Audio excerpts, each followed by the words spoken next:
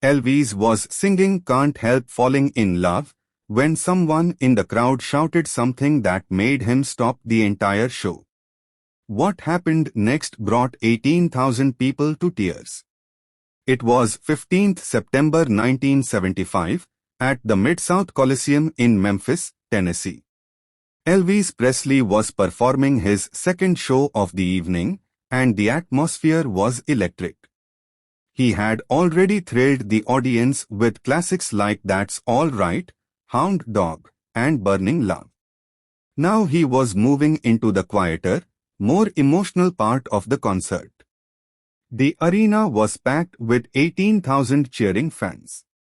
But what no one knew was that in the third row sat a 7-year-old boy who would never see another sunrise.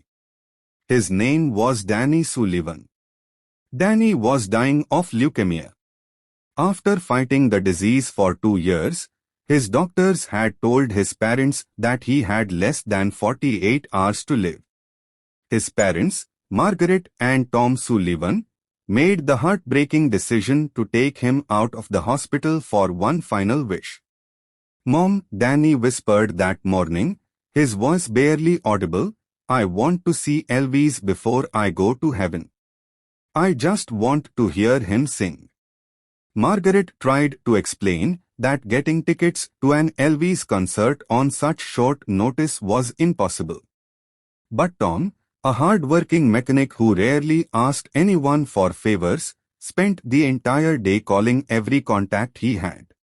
Finally, just 2 hours before the concert, a friend of a friend who worked at the Coliseum managed to find 3 tickets. They weren't perfect seats, but they were inside the building where Elvis Presley would perform. Danny was so weak that Tom had to carry him from the car to their seats. The little boy wore his favorite Elvis t-shirt, several sizes too big, and a baseball cap to hide the hair he had lost during chemotherapy. For the first hour of the concert, Danny forgot all about his illness. Despite the pain and exhaustion, he sang along to every song. His tiny voice disappeared beneath the roar of the crowd, but the joy on his face was impossible to miss. Margaret kept checking his pulse, afraid the excitement might be too much for his weakened heart. But Danny looked happier than he had in months. "This is the best day ever, Mom," he whispered during a break between songs. Margaret wiped away her tears, knowing this might be the last truly happy day of his life. Then Elvis began singing Can't Help Falling in Love. It was Danny's favorite song. Margaret had sung it to him every night before bed throughout his illness. As Elvis reached the middle of the song, singing in that gentle, intimate way that made everyone feel he was singing directly to them, something unexpected happened. A woman's desperate voice suddenly cut through the music. "Elvis, please. My son is dying. He loves you so much." Elvis stopped singing immediately. He looked toward the audience, confused, trying to find where the voice had come from. The band slowly stopped playing. The entire arena fell silent. Margaret stood up, holding Danny in her arms. "Please, he only has hours left. All he wanted was to hear you sing." 18,000 people turned toward the crying mother holding her sick little boy. Elvis walked to the edge of the stage. "Ma'am," he said softly into the microphone, "what did you say?" With tears streaming down her face, Margaret lifted Danny so Elvis could see him. "This is my son, Danny. He's 7 years old, and he's dying. The doctors say he only has hours left. All he wanted was to see you perform. He loves you more than anything." The arena became so quiet that people could hear each other breathing. Elvis stared at the frail little boy wearing an Elvis t-shirt. "What's your name, son?" Elvis asked. Despite his weakness, Danny answered loudly enough for everyone to hear. Danny Sullivan. I love you, Elvis. Those 5 simple words struck Elvis like a lightning bolt. He turned to his band. Boys, we're taking a break. Then he faced the audience. Ladies and gentlemen, I ask for your patience. Something more important than this show is happening tonight. Elvis walked off the stage. The crowd remained silent in complete disbelief. Backstage, Elvis spoke firmly to his tour manager, Joe Esposito. Joe, bring that family backstage right now. Joe hesitated. Elvis, we can't stop the show for Elvis interrupted him. That little boy is dying. He came here to see me, and I'm going to make sure he gets more than a glimpse from the 3rd row. Within minutes, security escorted the Sullivan family backstage. Danny was barely conscious, but he understood what was happening. Inside Elvis' dressing room, something unforgettable took place. Elvis sat beside Danny, who was lying on a couch. Hey, Danny, Elvis said gently. Your mom tells me you like my music. Danny smiled weakly. I listen to Love Me Tender every night. It helps me not be afraid. Elvis swallowed hard. Well, buddy, that's one of my favorite songs too.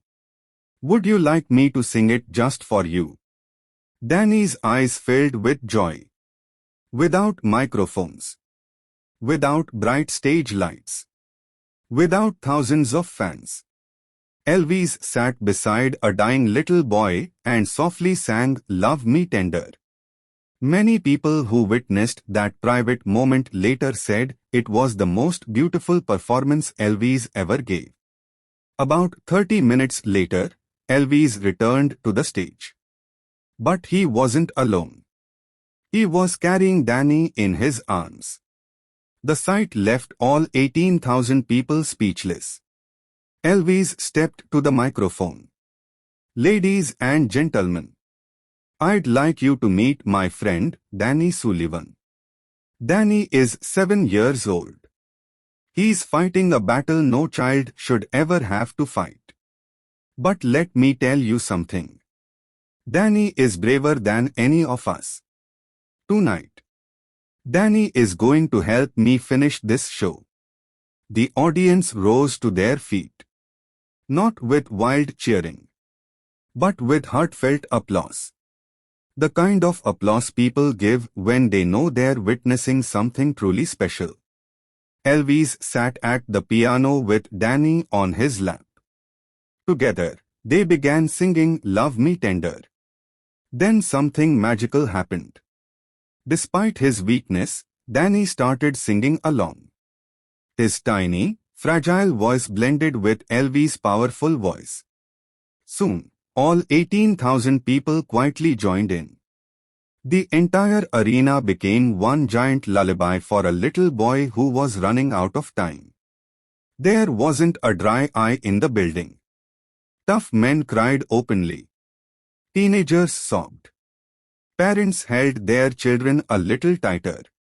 When the song ended, Elvis hugged Danny and whispered something into his ear that no one else could hear. Danny smiled. It was the first real smile his parents had seen in weeks. Danny, Elvis said into the microphone, you've made this the most special show of my entire career.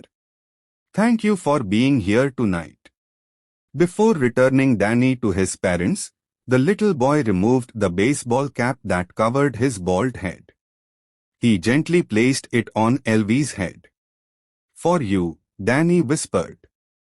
So you'll remember me. Elvis broke down in tears right there on stage. He finished the concert wearing Danny's baseball cap. Every song afterward felt like it was dedicated to that brave little boy. After the concert, Elvis spent another hour with the Sullivan family. He signed photographs, gave Danny one of his famous scarves, and promised to visit him in the hospital the next day. But then something happened that no one expected. Danny did not die that night. He didn't die the next day, or even the next week.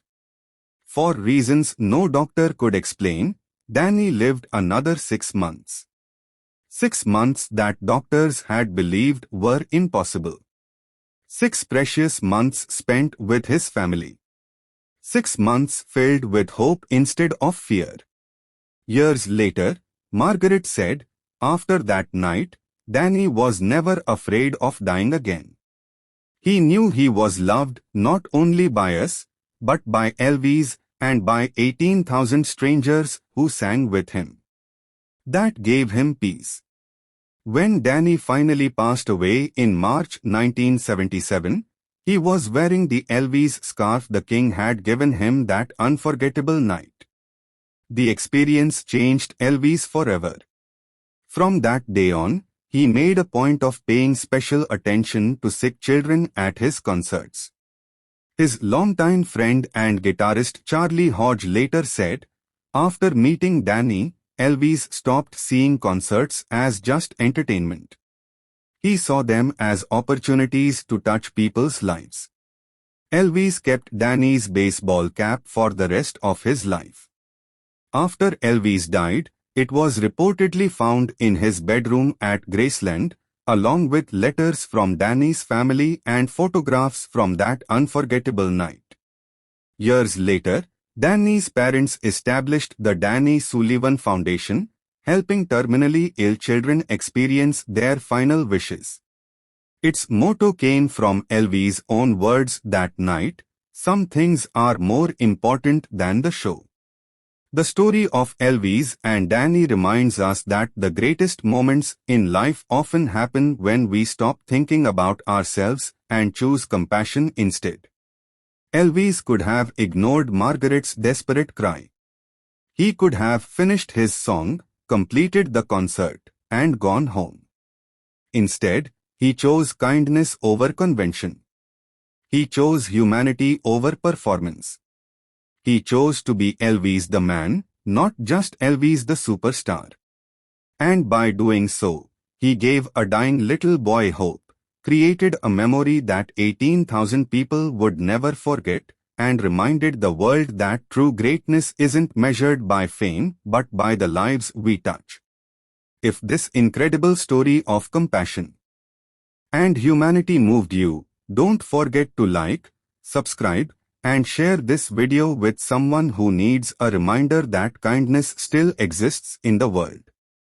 Have you ever witnessed someone stop everything just to help another person? Share your story in the comments below and turn on notifications for more inspiring stories about the heart behind music's greatest legends.